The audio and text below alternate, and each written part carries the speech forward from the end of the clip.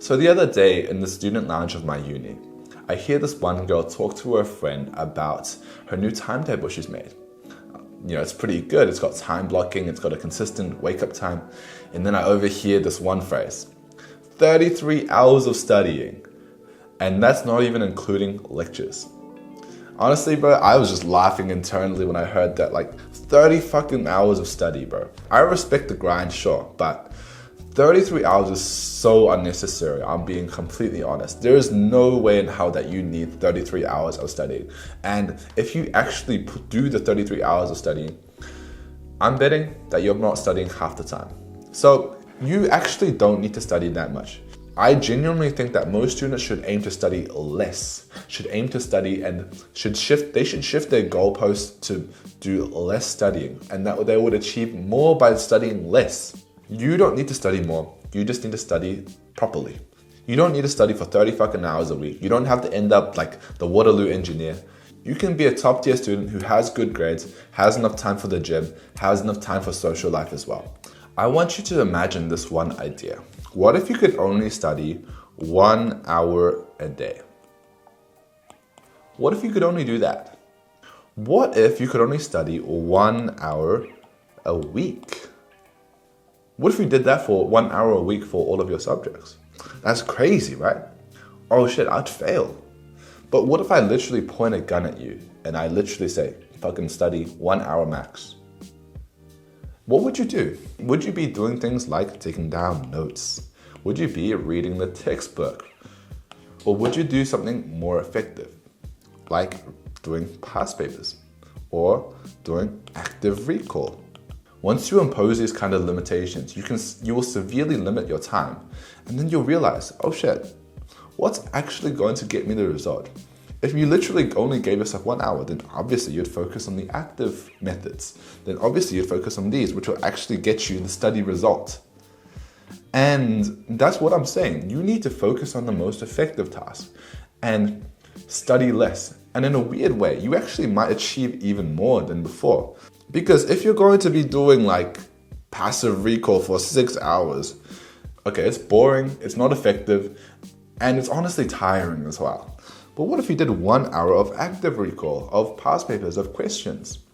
Honestly, this actually might be better overall for your study than those 6 hours, because you're actually focused, you're actually on task and on doing the right kind of learning that will create those kind of neuron connections. Back when I was a student in high school, I knew that I just had to do a bunch of past papers, right?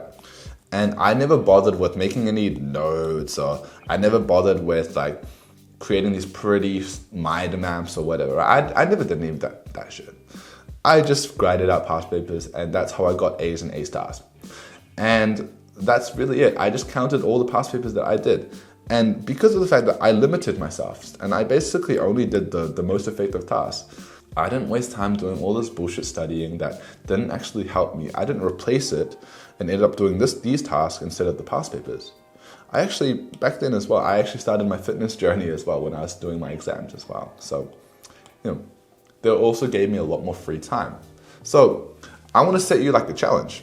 What if you actually only studied 1 hour a day? Honestly, I would say that's even a top end, right? Let's say 1 hour a day, weekdays. Something like that. That's a challenge, right? And I really like this kind of idea, this 1 hour a day, or maybe at most 2 hours a day if you're on med school, right? Which would be around 5 hours a week. Because if you set these kind of limits, these kind of restrictions, it will force you to focus on the effective task. And also, it makes it seem less intimidating. Because, if you say that, oh, I'm just going to study for 1 hour. If you literally just set a timer and put a timer for 1 hour, it doesn't feel so bad. It doesn't feel so intimidating. And that means you're actually more likely to actually do it. You're way more likely to actually go and study if it's only 1 hour. It's, it feels more easy, right? It feels less intimidating as well. A lot of the reasons why we procrastinate is because it feels intimidating, it feels overwhelming. Contrast that with, you say you're going to study for 6 hours today. Oh, bro, I don't want to. Oh, I'm tired. I can't be bothered. I don't want to do it. Man, it's too much, bro. I'll just do it later. You're going to procrastinate on this. You're going to not want to do it because it feels so hard, right? It feels so hard. Trying to study for 6 hours and doing the kind of bullshit study tactics, that would be so much harder. And it might also be boring as hell, right?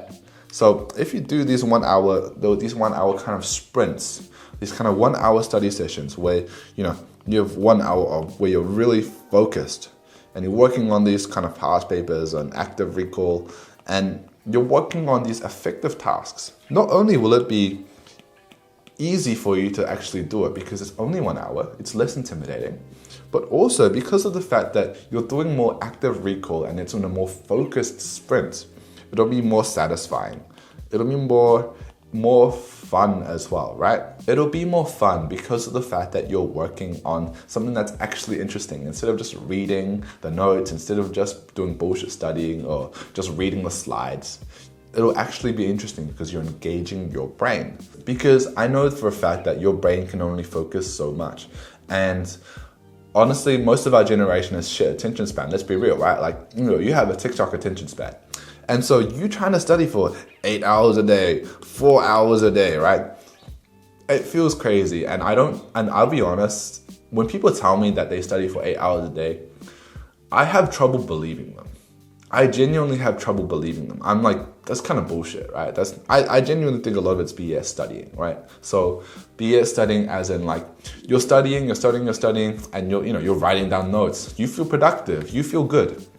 But then your phone goes off like ding, and then you check your phone halfway through when you're supposed to be studying. That's what I think most people do end up doing when they do these super long study sessions. Or maybe they end up taking breaks and then end up just on their phone halfway through. But these students keep doing it. They set these super long study sessions. They think like, oh yeah, I need to study 8 hours for now.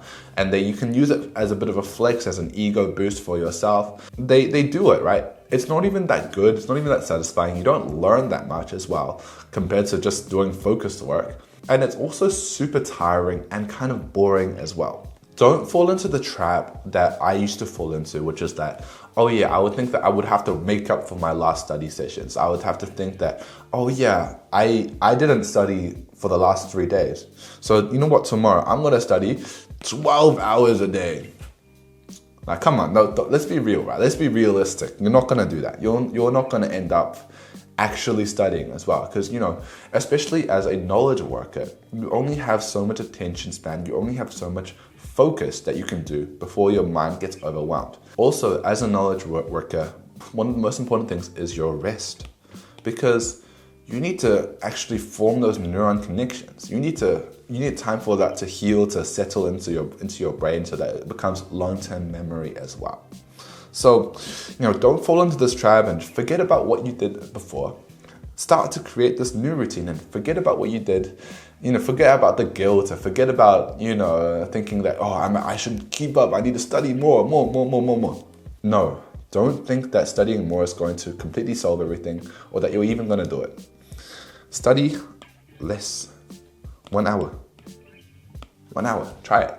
Ultimately, this boils down to the simple mindset that you have to have as a knowledge worker, as someone who uses his brain, as someone who studies or does like focused work.